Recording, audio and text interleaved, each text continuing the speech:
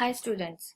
Last video में हम लोगों ने देखा था कि एरे क्या है, numpy को कैसे इंस्टॉल करते हैं और एरे बनने के बाद 1D एरे 2D एरे कैसे क्रिएट होता है, उसकी कोडिंग भी हम लोगों ने देख ली थी।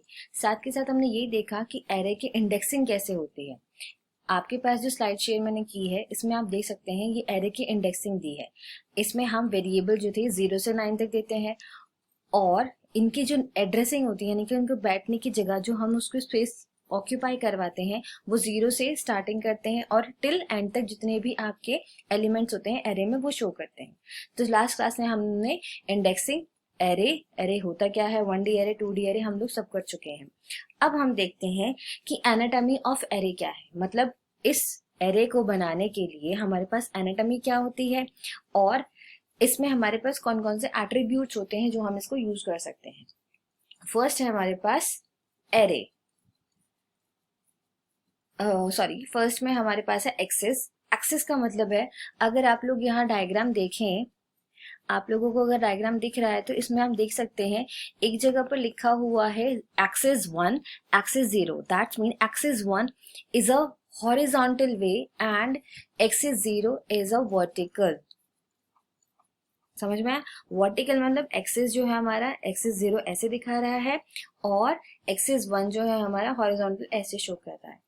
इसमें सिमिलरिटी हमारे पास ये है, अगर आपके पास 0 एरे है यानी कि एक एड्रेस पे 0 एरे शो कर रहा है तो उसका एक्सेस भी 0 होगा। जितनी डायमेंशन होगी उतना ही एक्सेस होगा। अगर मेरे पास 1D एरे है तो मेरे पास 0 और 1 दोनों 0 और 1 हो गया, तो हम इसको लिखेंगे 1D एरे। 1D एरे में मेरे पास होगा 1 एक्सेस।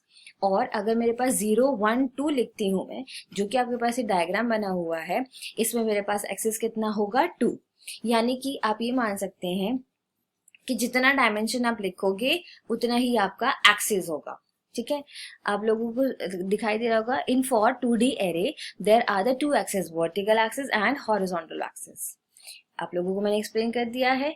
अब आप इस डायग्राम के अकॉर्डिंग इसमें भी देख सकते हैं, for axis 0 it's mean we have to apply a function along with each column. Each column मतलब हर एक कॉलम के लिए हम क्या कर सकते हैं, एक्सेस अप्लाई कर सकते हैं और रोज के लिए भी हम लोग अप्लाई कर सकते हैं। ठीक है, और ये वर्टिकल शो करता है कॉलम हमें, और एक्सेस 1 जो है वो हमें हॉरिजॉन्टल शो करता है। आप लोग डायग्राम में भी देख सकते हैं एक्सेस 0 यहाँ पे वो शो कर रहा है और उसने डायग्राम में एक्सेस 1 भी आपको दिया हुआ है। देन हम नेक्स्ट स्लाइड में चलते हैं, anatomy of the नंपाई array. Anatomy क्या है, मैंने आप लोगों को अभी बताया कि इसमें हमारे पास बहुत सारी चीजें हैं कि हम कौन कौन से एट्रीब्यूट्स लेके हम एरे को क्रिएट करते हैं। एट्रीब्यूट्स यानी कि हमारे पास वेरिएबल कौन कौन से हम लोग उसमें यूज कर सकते हैं। दैट्स मीन फर्स्ट हमारे पास है रैंक। रैंक क्या है? A rank of a number is a simply a number of axes. जितना मैंने अभी आपको बताया था, मेरा डायमेंशन जितना होता है उतना ही एक्सेस होता है और जितना मेरा एक्सेस होता है उतना ही मेरी रैंक होती है। इस रैंक को हम सिंपली ये कह सकते हैं कि एक डिजिट नंबर हम कर देंगे, कम कर देंगे। अगर मैंने 1D एरे बोला है दैट्स मीन इसकी रैंक कितनी होगी 0, और 2D एरे होगा तो मेरी इसकी रैंक होगी 1। 3D एरे होगा तो उसकी रैंक कितनी होगी 2।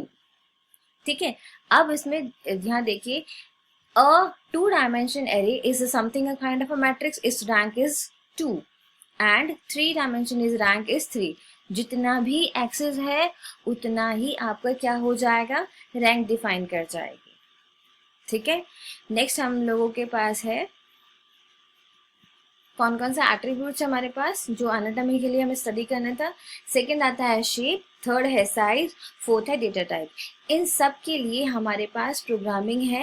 ये सारी प्रोग्रामिंग मैं आप लोगों को अभी रन करके दिखाऊंगी विद द पर्टिकुलर जितने भी हमने एट्रीब्यूट्स उसमें यूज किए हैं। पहला था हमारे पास rank, then shape, size and data type.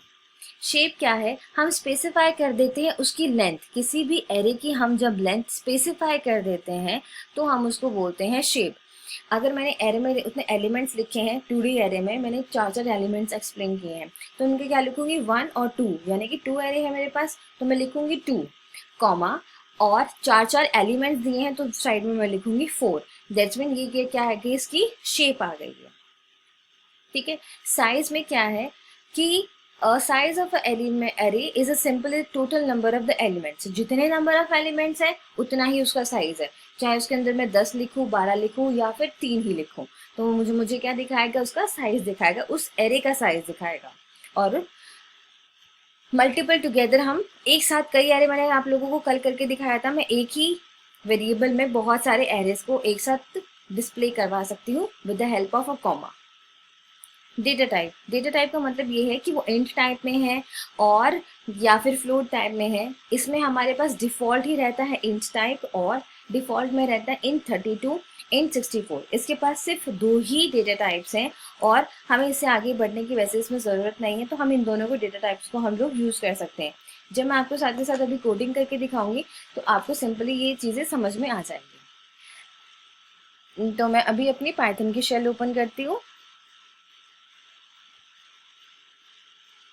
हम लोगों के पास पाइथन की शेल है ये, ठीक है।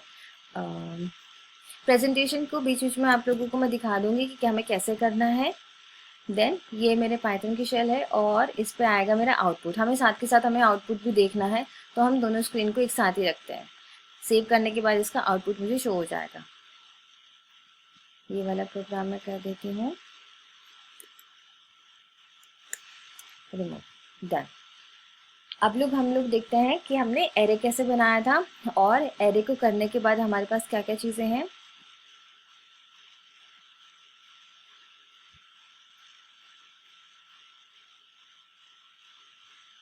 पहले हम लोग देखेंगे, शेप देख लेते हैं। मैं लिखती हूँ import numpy as np। मैं ऑलरेडी इन चीज़ों को इंस्टॉल कर चुकी हूँ, इसलिए मेरा एरर नहीं दिखा रहा है। आप लोग प्लीज़ अपने इंस्टॉलेशन को थोड़ा अच्छे से तरीके से कर लेंगे। मैंने वेरिएबल दिया x is equal to N P dot, मैंने कल भी बताया था एम पी में क्यों लिख रही हूँ। एन पी मेरे पास अब एक फंक्शन की तरह काम कर रहा है क्योंकि ऑलरेडी मैं उसको numpy में एक्सप्लेन कर चुकी हूँ। एन पी डॉट मैं क्या बना रही हूँ, एक एरे बना रही हूँ। एरे के लिए मैं circle bracket then square bracket को यूज़ कर रही हूँ। उसमें मैंने लिखा 5,6,7, अपनी तरफ से आप कोई भी नंबर डाल सकते हैं।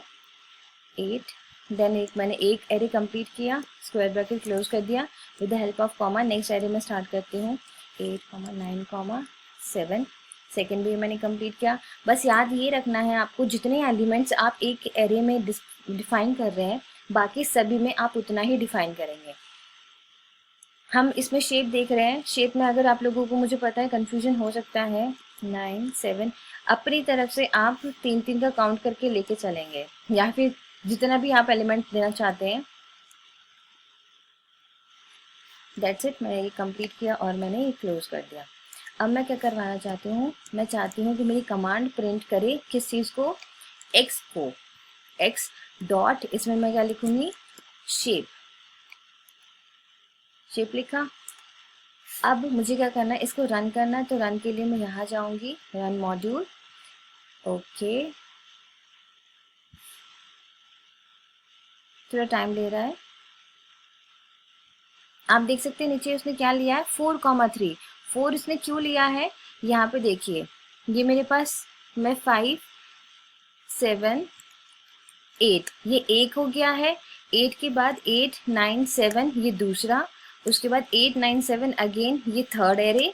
देन उसके बाद मेरे पास क्या है, 3, 5, 8, ये क्या हो गए मेरे पास, 1, 2, 3, 4, ये 4 आ गए हैं। तो आउटपुट में उसने स्टार्टिंग मुझे 4 दिखाया और 3 क्या दिखा रहा है मुझे, उस एरे में नंबर ऑफ एलिमेंट्स वो शो कर रहा है। ठीक है, आप इसी तरीके से आप कोई भी कर सकते हैं। अगर इसमें मैं साइज लिखूंगी, आइटम साइज लिखूंगी या फिर मैं डेटा टाइप लिखूंगी तो ये सारी चीज़ें मुझे शो कर देगा। मैं लिखना चाहती हूँ, मैंने शेप लिख दिया है, अब मैं इसमें डेटा टाइप लिख दूंगी। आप सिंपली इसी में प्रोग्राम में रन कर सकते हैं। मैं इसको रिमूव करके क्या लिख रही हूँ, डेटा टाइप। डेटा टाइप मैंने लिख दिया, अब मैं इसको करूँगी run.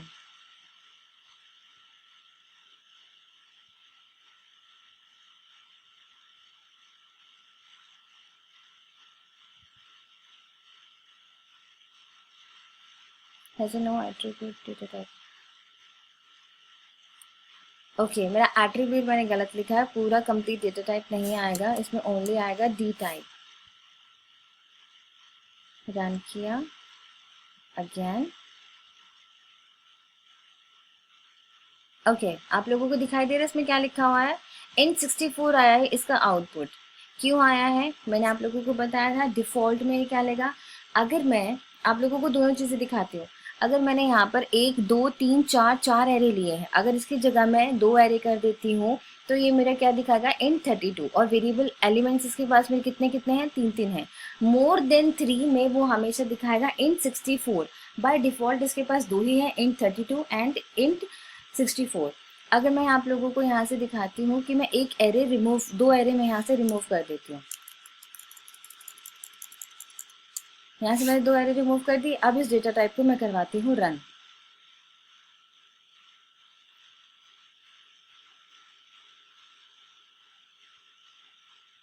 Okay again 64। Oh sorry, number of elements मैंने कम नहीं किए, नंबर ऑफ एलिमेंट्स में आप लोगों को कम करने होंगे। अब हम इसमें रन करके देख सकते हैं।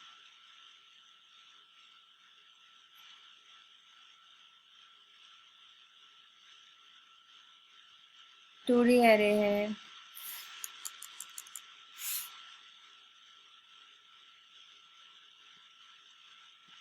डिफॉल्ट में है int64। ओके आप लोगों को दिखाई दिया, ये बार बार चाहे मैंने 2D एरे लिया 3D एरे लिया और एलिमेंट्स मैंने 4 से लेके मैंने 3 कर दिए थे, 2 कर दिए थे, आप लोग देख सकते हैं कि बार बार उसने int64 क्यों शो किया है। क्यों? क्योंकि उसके पास डिफॉल्ट में ही 64 है। ठीक है, अब इस डेटा टाइप को हटाने के डेटा टाइप मैंने शो कर दिया है। अब मुझे क्या दिखाना है, साइज। तो मैं इसको लिखती हूँ आइटम साइज। मैं इसमें एक एलिमेंट और ऐड कर देती हूँ, (8). ठीक है, और यहाँ डेटा टाइप को मैं रिमूव करके लिखूंगी आइटम साइज। जो साइज मैंने आप लोगों को अभी बताया था, similar as a item size. अब इसको करते हैं हम रन।